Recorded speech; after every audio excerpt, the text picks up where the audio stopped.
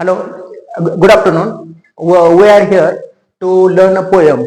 William Wordsworth very famous poem Daffodils, and the question is always asked for the exam that to analyze the poem stylistically. And now we are going to learn a stylistic analysis of the poem. And this poem is the name of that poem is Daffodils. You know that William Wordsworth Daffodils is a very nature poem, and as far as William Wordsworth is concerned, he is known as the priest of the nature. He devoted so many poems for the single blade of the grass. And so, according to him, what is the poem? He says that poetry is nothing but spontaneous overflow of powerful feelings. It has emotions, recollected tranquility. And so, but here we are supposed to analyze the poem stylistically. We are not going to write here appreciation of the poem, but we are going to see the linguistic items found in the poem. So here, how many lines are there? The first and foremost thing is that you are supposed to write the whole lines, the total lines. Means the first point of your stylistic analysis. That is the we can say stylistic analysis. The first point would be the theme. What is the theme of the poem? The theme of the poem. That is the theme of the poem is that, or we can say theme of the poem, that is theme of the poem is a description of daffodils, a description of the flower daffodils, that is the flowers by Wordsworth. This is the theme of the poem. Means he has described the daffodils. Then second one, this is the theme of the poem. We can say the theme of the poem. Then we can see the structure of the poem. What is the structure? Structure of the poem. You are not supposed to write this point, and if you write it, it's again okay. If you write the point like the theme of the poem, it's okay, or otherwise there is no need. Then structure of the poem. There are how many lines? You can see count line. Here are 1, 2, 3, 4, 5, 6, and there are how many stanzas? 4 stanzas. That is the 24 lines. So the total lines of the poem are 24. 24 divided into how many stanzas? Divided into 4 stanzas. That is the 4 stanzas. And you know that each stanza, yes, each stanza contains 6 lines. You know that each stanza contains 6 lines. This is the structure of the poem. The first is the theme of the poem. Second is the structure of the poem. Then third one. Yes. That is the language of the poem. Yes. बरोबर का madam? Language of the poem.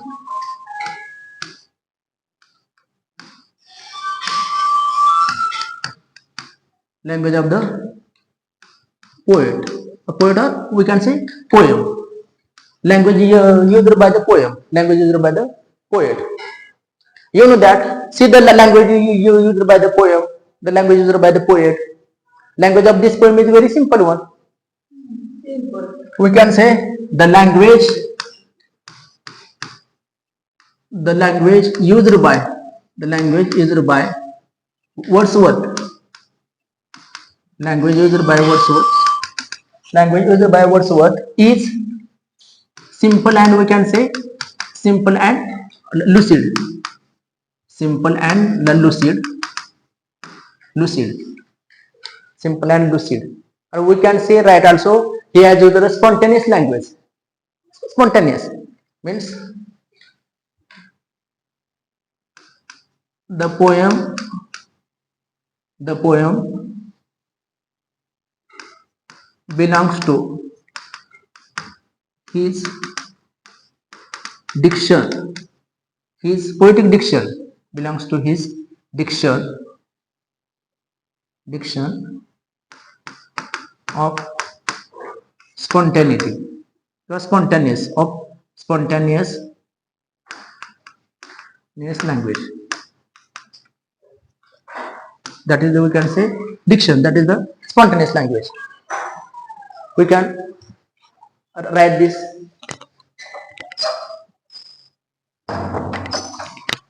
Again, language of the poet. Then you can write here the figures of speech. How many are the figures of speech? Figures of speech. सांगायचे यामधले आपल्याला figures of speech सांगायचे आहेत. यामध्ये आलेले figures of speech आपण सांगूया. Yes आहेत की. आपण या ठिकाणी सगळे फिगर्स ऑफ स्पीच सांगूया आपण या ठिकाणी. येस आपण या ठिकाणी सगळ्या प्रकारचे आपण या ठिकाणी काय सांगू, आपण या ठिकाणी कविता सांगू म्हणजे फिगर ऑफ स्पीच सांगू. आता पहिल्यांदा एक भाऊ आहे आपण. पहिल्या लाईन मधला फिगर ऑफ स्पीच कोणता आहे. आता या ठिकाणी पहा, I wandered lonely as a cloud. हा बघा आपण फिगर ऑफ स्पीच ह्या लाईनचा. I wandered lonely as a cloud. Comparison as and simile. कारण आपल्याला माहित आहे त्या कंपॅरिझन मध्ये जर सिमिली काय असतो, simile is a figure of speech in which the two things are compared with the words like as like so. म्हणजे ऍज लाईक सो संग जर तुलना असेल तर सिमिली अलंकार असतो. उपमालंकार आबाळागत माया मला बोधे आबाळागत simile. Then that floats on high over vales and hills. Here that floats on high over vales and hills when all at once I saw a crowd a host of golden daffodils beside the lake beneath the trees fluttering and dancing in the breeze. Here again आपण अगोदर काय बघूया की आपण figure of speech अगोदर बघूया. Figure of speech पहिला काय बघितलं आपण, सिमिली पाहिला. त्यानंतर हे आणखीन आपल्याला फिगर ऑफ स्पीच पाहायला लागेल की होस्ट ऑफ गोल्डन डॅफोडिल्स और beside the lake beneath the trees. Alliteration correct. इथं ब आलाय ब म्हणजे ह्या ठिकाणी काय आला अलिट्रेशन. Very good. अलिट्रेशन आलेला आहे. Fluttering and dancing in the breeze. The word flutter itself, yes, the word flutter itself makes the sound, or the sound is expressed through the expression. ज्या ठिकाणी आवाज निघतो, आवाजाचा उल्लेख येतो, तो अलंकार कोणता असतो बघा, ओनोमोटोपिया. त्याचं स्पेलिंग वेगळा आणि उच्चार वेगळा आहे. Onomatopoeia. Continuous as the star that shine. अजून इथं काय मिळालं, ऍज शब्द आला म्हणजे परत काय मिळालं आपल्याला हो, simile. As continuous as the star that shine and twinkle on the Milky Way. It is not possible on the twinkle on the Milky Way. Twinkle on the Milky Way. असे कल्पना म्हणजे आणखीन हा काय होऊ शकतो बा, हायपरबोल. करेक्ट. किंवा exaggeration, over statement. They stretch in never ending line. हे दोन लाईन हा हायपरबोलचे एक्झाम्पल आहे. हे तर सुद्धा हायपरबोल आहे. They stretch in never ending line along the margin of the bay 10,000 saw at a glance. त्या ठिकाणी 10, it is not possible for a poet, it is not possible for a poet to capture 10,000 flowers of the daffodils in a one side. मग त्यामुळे हा आणखीन अलंकार कुठला आहे, हा हायपरबोलिक आहे. आणि ह्या ठिकाणी येऊ न द्या, the word order is not in a given correct way, the word is given in a wrong way. त्यामुळे इथं आणखीन कुठला अलंकार आहे, inversion. Inversion means the word order is not in given correct way. The correct word order should be I saw 10,000 at a glance. म्हणजे या ठिकाणी 10,000 आहे, या ठिकाणी 10,000 तुम्हाला माहिती आहे की 10,000 ह्या वाक्यामध्ये ऑब्जेक्ट आलेला आहे, सॉ प्रिडिकेट आलेला आहे, I subject, at a glance extra part आहे. वाक्य रचना सरळ पाहिजे होती. Tossing their heads in a sprightly dash. Tossing their heads, कारण यू नो दॅट, कारण या ठिकाणी टोसिंग कोणाची कल्पना आहे तर ह्युमन बिईंगची आहे. अगदी बरोबर आहे. त्या ठिकाणी काय आलेलं आहे, पर्सनिफिकेशन आलेलं आहे. म्हणजे the daffodils are given human quality of tossing their heads. The waves beside them danced, but they outdid the sparkling waves in glee. The waves beside them danced, but they outdid the sparkling waves in glee. A poet could not but be gay in such a jocund company. I gazed and gazed but little thought. आता या ठिकाणी दोन अलंकार तयार होऊ शकतात. हो हो अगदी बरोबर ह्या ठिकाणी डान्स कल्पना दिलेली आहे त्यामुळे इथं सुद्धा हा अलंकार बसेल. The waves beside them dance but they outdid म्हणजे the daffodils are given human quality of dancing. Then outdid the sparkling waves in glee. A poet could not but be gay in such jocund company. I gazed and gazed but little thought. आता ह्या ठिकाणी बघा gauge ग ग sound आलाय किंवा पूर्ण word आलाय त्यामुळे इथं दोन अलंकार येतात. एक आहे अलिट्रेशन आणि दुसरा आहे रिपिटेशन. दुसरा आहे रिपिटेशन. अलंकार अलिट्रेशन पण आहे आणि रिपिटेशन पण आहे. What well the show to me had brought. For often when on my couch I lie, in vacant or in pensive mood, they flash upon that inward eye, which is the bliss of solitude, and then my heart with pleasure fills, and dances with the daffodils. Then my heart with pleasure fills. So for often on my couch. आपण आता एक एक बघायचं. आपण आता figure speech बघतोय सगळे. आता या ठिकाणी for often on my couch असं म्हणू शकतो का आपण. I lie on my couch किंवा when I lie on my couch for often. मग त्यामुळे हे काय आहे इनव्हर्जनचं एक्झाम्पल आहे.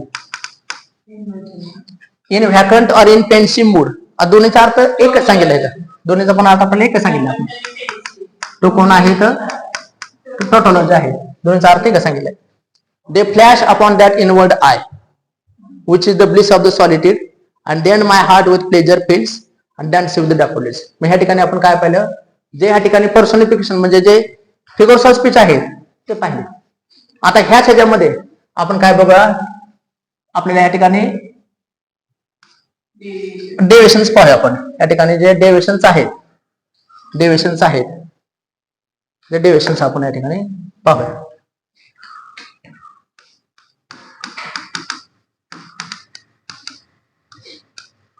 आता deviations the list has given 8 kinds of deviations: phonological, grammatical, lexical, semantical, dialectical, graphological, deviation of historical period, deviation of register.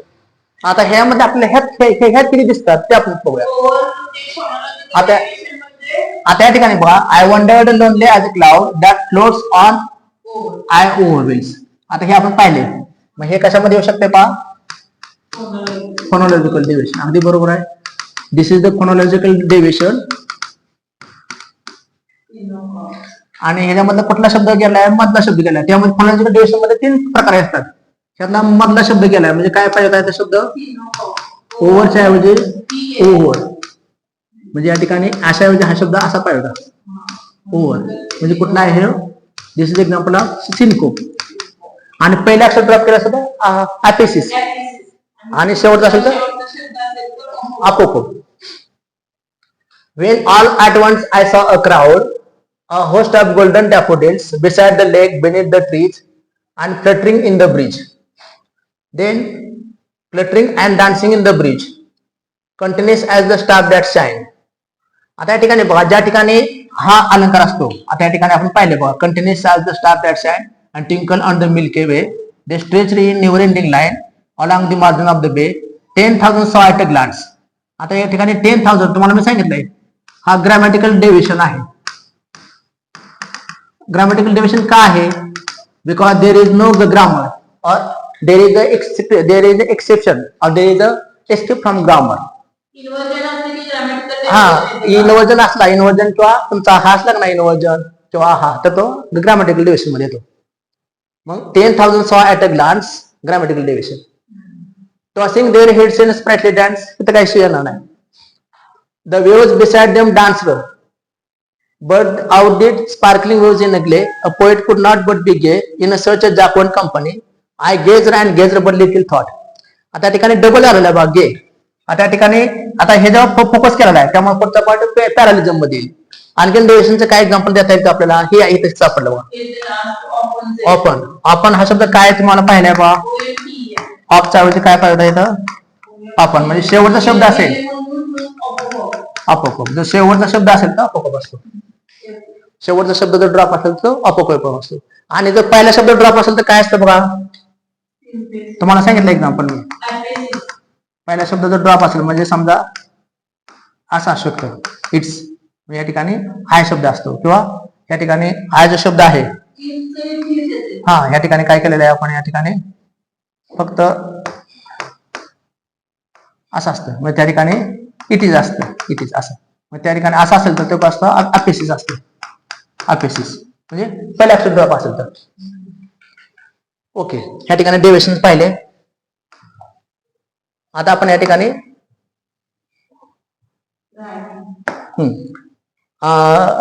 RAM scheme पण पाहूया आपण या ठिकाणी, आणि त्याचबरोबर आपल्याला इथं वर्बल रिपिटेशन बघूया आपण या ठिकाणी. आपलं हे राहिलं पॅरालिझम राहिलं ना, पॅरालिझम पाहूया या ठिकाणी.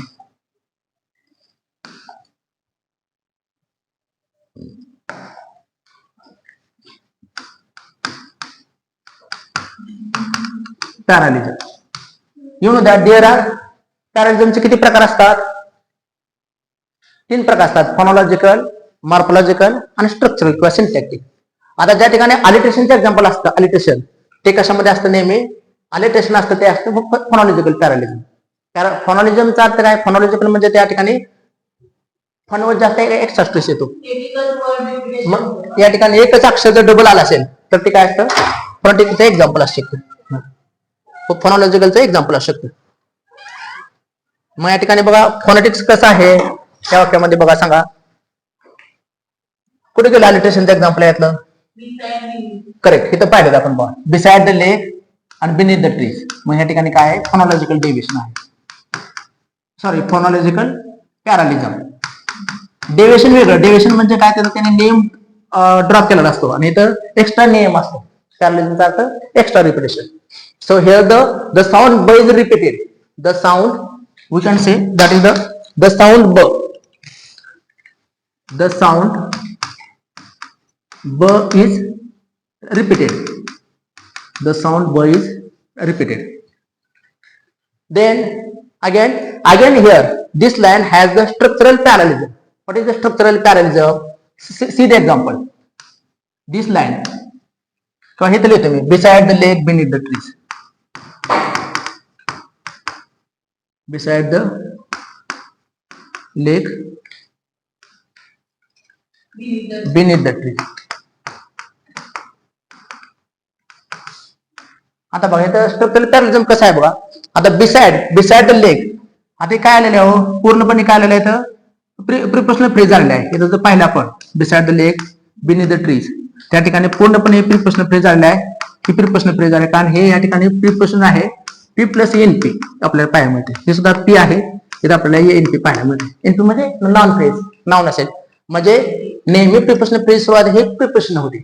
मग या ठिकाणी स्ट्रक्चर काय आपल्याला मिळते? समान, करेक्ट, बरोबर आहे. PP is equal to P plus NP is equal to PP is equal to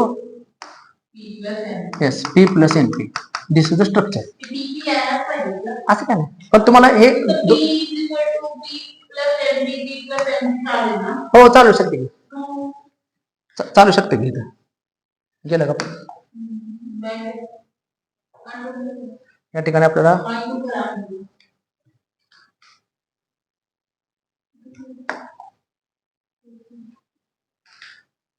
या ठिकाणी आपण असं करूया, आपण या ठिकाणी किंवा हे एक्झाम्पल घेतलं तरी चालू शकते. त्यानंतर आपण कुठं पण पाहिलं होतं आपण हे पाहिलं ना आपण, बघा हे बघा मग fluttering and dancing in the bridge. तर तुम्हाला थोडक्यात सांगतो, fluttering and dancing in the bridge. आता फ्लटरिंग हे नव्हतं ना आपलं, हे एक्झाम्पल होतं. हा वरती गेलं का मग?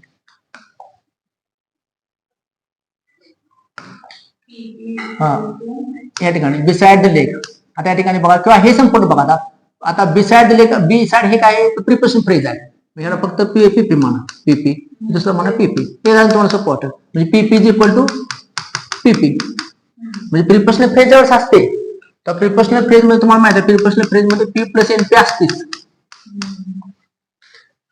पीपी is equal to PP. This is the structural parallelism. Then continuous as the star that shine.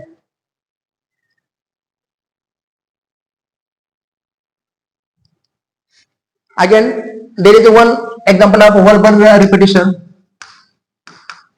Verbal repetition.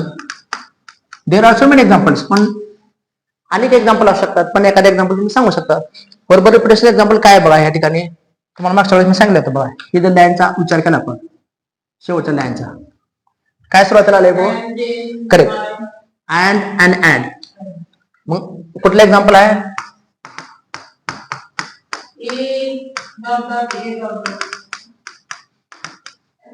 that is known as a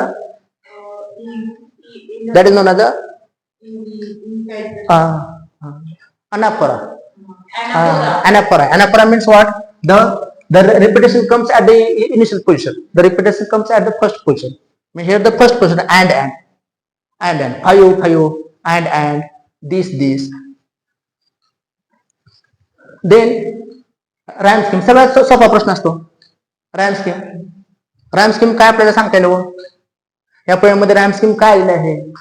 AB correct, AB आणि CC. फर्स्ट लाइन पासून सांगा. बरं सांगा आपण. rhyme scheme सांगा आपण. rhyme scheme आता तुम्हाला सांगितलंय rhyme scheme आपण कशी शोधायची असते. तुम्हाला 10-12ला प्रश्न असतो नेहमी. शेवटचं अक्षर बघायचं. आता क्लाउड अक्षर काय आहे हे सुरुवात काय करायचं, ए द्यायचं. हिल सन क्लाउड सारखा आहे का, बी द्यायचं. आता क्लाउड आणि क्राउड सारखा आहे म्हणून परत ए दिलं. आता डॅफोडिल्स आणि डिल्स हिल्स सीसीएम आहे, बी दिलं. नंतर ट्रीज आणि ब्रिज सीसी. म्हणजे संपूर्ण कवितेमध्ये फर्स्ट अंकामध्ये काय लाईन आहे, ए बी सी सी. ही आपल्या कवितेची काय झाली, रॅम स्कीम आपल्याकडे फर्स्ट स्टांजा आहे. सगळा स्टांजा असेल बऱ्यापैकी, कधी कधी एक्सेप्शन पण असतं. rhyme scheme, the rhyme scheme of this poem किंवा असं म्हणा द फर्स्ट स्टांजा. आपण बघायचं शेवटच्या स्टांजाशी, ह्या स्टांजाची बघा का rhyme scheme बघा, ए बी परत ए बी सी सी. छान, असंच आहे. परत इथं ए बी परत इथं बी, कारण ग्ली आणि बी नंतर कंपनी हे वेगळं आहे, सी. थॉट डी ही जरा वेगळे येते बघा. नाही तर दे आणि ग्ले बरं ठीक आहे. ग्ले बरं. आता असं करूया आपण ह्या ठिकाणी ग्ले आणि गेच असं केलं, दे आणि ग्ले गे. हा मग आता काय केलं पाहिजे, आपण ए केलेलं आहे, इथं बी केलं होतं, इथं परत ए परत बी आणि परत इथं सी सी केलं, डी सी सी. छान बरं. आता हे सुद्धा काय येणार आहे, ए बी परत ए. बरं ठीक आहे, ऍटिट्यूड बरोबर आहे, इथं बी सी सी. ठीक आहे, मग असं पण व्हायचं. मग त्यामुळे पूर्ण पोएमचे काय लाईन मिळाला रॅम स्कीम, ए बी बी. आणि एक्स्ट्रा आणखी तुम्ही लिहू शकताय रायमिंग वर्ड. तुम्हाला उत्तर वाढवायचं असेल तर म्हणू शकता द रायमिंग वर्ड्स आर, हे लिहून काढा. 2-3 लाईनच्या भरतील आणखीन. The rhyming words are cloud hills. मध्ये क्लाउडला काय बसतंय, क्लाउडला क्राउड, डॅफोडिल्सला हिल्स आणि ट्रीजला ब्रिज. हे सुद्धा रायमिंग वर्ड्स आहे. म्हणजे this is the rhyming scheme and then you can write the rhyme words. These are the known as the rhyme words. For example, cloud and crowd. हे झाले rhyme scheme.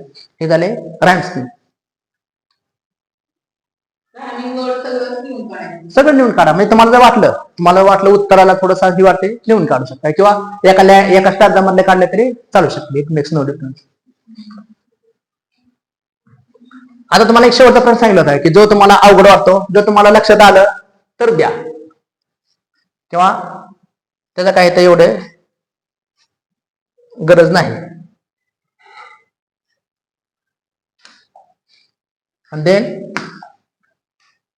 तुम्ही असं म्हणलं लिहू शकता, the poet's mastery over metre can be seen in the use of his language, or the poem seems to be, or this poem seems to be the poet's mastery over the meters. असं म्हणू शकतो आपण. Poets त्या कवीचे त्या मीटरवर mastery आहे. आता मीटरचा अनेक प्रकार आहे, तुम्हाला मी सांगितलं. आयम्बस असेल, डॅक्टिल असेल किंवा ट्रुकी आहे. आता पहिली लाईन आपण त्यासाठी घ्यायची. एक लाईन कुठली घेतली तरी चालेल. आता आपण पहिली लाईन घेऊया. आता हे तर तुम्हाला लिहून लक्ष देणार नाही, ते काय म्हणा आपण मीटरचं आपण इथं कॅन्सल करूया. मीटरचं कॅन्सल. कॅन्सल म्हणजे आपण त्याला पृथक्करण असं म्हणतो. आता ठिकाणी इथे एक लाईन लिहिली, I wandered lonely as a cloud. आणि आता मला हे माहित पाहिजे की William Wordsworth has used iambic tetrameter.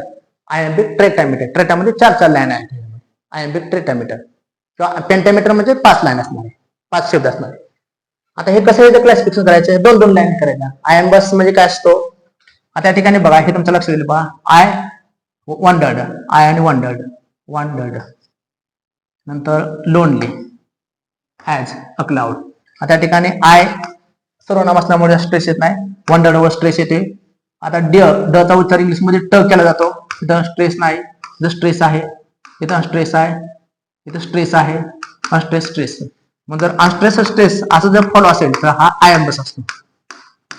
आयम्बस हे जर तुम्हाला एखाद्या लाईन मध्ये दाखवता आलं तर दाखवा. किंवा तुम्हाला मी त्यामध्ये तुम्हाला लिहून दिले बघा, जे वर्ड्स असतात का नाही, जे वर्ड्स कंटेंट शब्द असतात म्हणजे नाउन, वर्ब, ऍडजेक्टिव्ह आणि ऍडवर्ब, ह्याला स्ट्रेस द्यायचं. स्ट्रेस कसं म्हणायचं, स्ट्रेस साऊंड कधी असतो, स्ट्रेस म्हणजे जोर येणे, स्ट्रेस साऊंडला असं दिलं होतं. मग ते कसं येतं, नाउन, वर्ब, ऍडजेक्टिव्ह आणि ऍडवर्ब. आणि हे जे आहे ज्याला जोर नसतो ते कशासाठी येतं, अनस्ट्रेस म्हणजे असं द्यायचं. आता पूर्वीच्या कवितेमध्ये असं दाखवलं आहे, तिरपेरेस असे. अनस्ट्रेस कधी असतं, मग सगळं राहिलेलं, प्रोनॉन, प्रिपोजिशन, इंटरजेक्शन, कंजक्शन, आर्टिकल किंवा त्याला डिटर्मिनर म्हणतो, पार्टिकल, हे सगळे शब्द असतील. आता यामध्ये जर वर्ब मोठं वर्ब आणि लहान वर्ब म्हणजे जर ऍक्झिलरी वर्ब वगैरे आलं तर किंवा मॉड्यूल वर्ब आलं तर ह्याच्यामध्ये येतं ऍक्झिलरी वर्ब.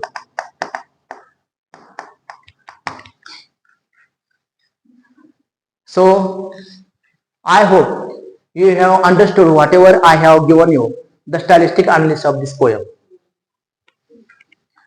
तर अशा रीतीने स्टायलिस्टिक अनालिसिस ऑफ द पोएम करताना ह्या गोष्टीचा विचार केला तर आपल्याला हे कविता सोपी वाटेल.